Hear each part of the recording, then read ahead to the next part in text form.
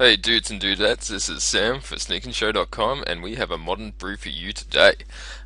So I've been tinkering around with the format and just going back a bit in time to basically before Deathrite was so ubiquitous, just to see what decks that have gone the way of the dodo and which can come back again. And this is one of the ones which was around for Pro Tour Return to Ravnica.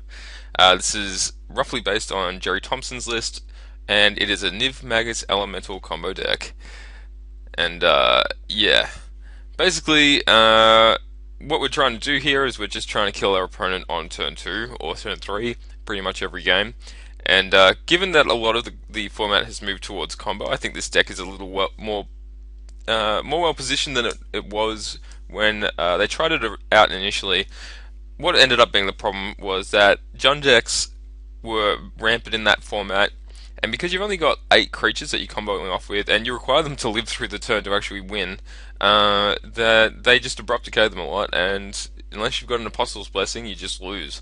So, given that they're not as common anymore, that you can play around Lightning Bolt, counter magic's not an issue, and that you're a lot faster than the other combo decks, I thought it'd be time to give it a try, see if it has any merits.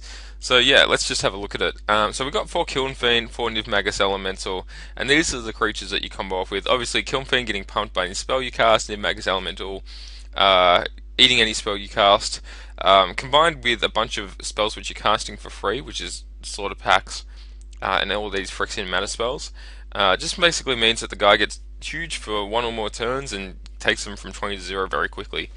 There are a few spells which help out with that, which is Assault Strobe to give them double strike, or Tainted Strike to make them an infect creature until the end of turn, so they only have to do 10 damage instead of 20. And the other one is Ground Rift. Ground Rift is a lot more effective with Nivmagus than it is Kiln Fiend, because you get to eat every copy that it storms off for, turns into 2+1+1 counters on the Nivmagus Elemental. So if you storm for 4 or so, it's actually +10/+10, including the original copy of this spell. Whereas with Killfiend, it's only ever +3/+0, but it's still pretty good because it means you get to push through some damage. We have some protection spells in Apostle's Blessing. Mutagenic Growth roughly fits in that sometimes, depending on what you're doing. And we have some interaction in the Slaughter Packs, Dismembers, and Thought Seizers. Slaughter Pact is interesting. I think it should probably be 4 rather than 2 and 2, given that you can actually always cast on your Nivmagus Elemental, eat it off the stack so your Nivmagus doesn't die, and just use it as a free pump spell.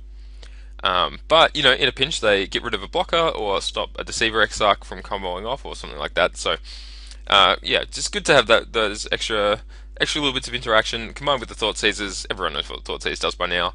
It's particularly good in this deck if you can take away their one point of interaction. Or, again, some decks, you take away whatever they're going to clock you with so that you have infinite time to assemble your combo. Like Affinity, this combo is based around having a density of cards. So, unlike Deceiver Exarch combo, where you can kill someone off 2 cards, 2 cards are never going to kill anyone with this deck. You need a Nivmagus or a Kiln Fiend and a bunch of spells. Like, need probably minimum 3 spells to kill someone. And they have to be the right spells at that. So, like Affinity, you do have lots of components that don't work without each other. But yeah, I feel like that the consistency is there. Having a couple of Flamekin Harbinger, which just brings an elemental card to the top of your deck, which is any one of these 8 cards, just to increase your consistency a little bit more. Combined with the fact that Gutshot's a little bit better placed as an actual removal spell now that Deathrite has gone and all elf creatures seem to have 1 toughness. Sort of means that you have a bit of interaction, you have some play, and I think the deck's got a bit of play to it. So yeah, let's have a look at the sideboard and then on to some games.